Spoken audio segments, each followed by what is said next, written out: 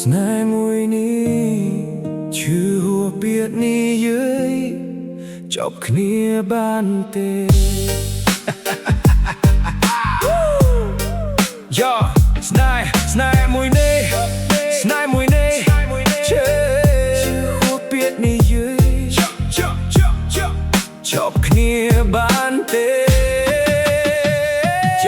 ខ្ញុំដើរមកឆ្ងាយតែចិត្តនៅតែឆ្លងវិលរូបអូននៅក្នុងខ្ញុំដោយស្នាមដែលមិនសាបសូន្យពេលស្នេហ៍ចាប់ដើមយើងសន្យាថានឹងទៅឆ្ងាយតែចុងក្រោយវិញបែរជាបាត់បង់គ្នាទៅវិញខ្ញុំមិនចង់ឆ្លោះមិនចង់មានទឹកភ្នែកតែពាក្យអូននិយាយវាដូចកាំបិតកាត់ចិត្តស្នេហ៍ដែលធ្លាប់អែមប្រែជារសជាតិជូរហើយខ្ញុំនៅតែសួរថាចប់គ្នាបានទេចប់គ្នាបានទេចប់គ្នាបានទេបែរដងខ្ញុំមិនតន់ត្រៀមទទួលការបាត់បង់ចប់គ្នាបានទេចប់គ្នាបានទេបាននៅស្រឡាញ់គ្នា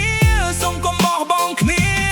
ខ្ញុំធ្លាប់ខំសាងស្នេហ៍ដោយញើសនឹងទឹកភ្នែកគិតថាយើងនឹងស្អិតដោយស្នេហ៍ពិតក្នុងរឿងនេះទៀនតែជីវិតមិនដូចគំនូវាផ្លាស់ប្ដូរគ្រប់ពេលមនុស្សតែខ្ញុំជឿជាក់បែរជាចាក់ចេញឆ្ងាយខ្ញុំមិនស្អប់អូនទេតែខ្ញុំឈឺខ្លាំងពេកពេលឃើញអូនញញឹមតែគ្មានខ្ញុំនៅក្បែរខ្ញុំសួរខ្លួនឯងរាល់យប់ថាខុសអ្វីខ្ញុំហេតុអ្វីស្នេហ៍ស្មោះត្រូវបញ្ចប់ដោយទឹកភ្នែក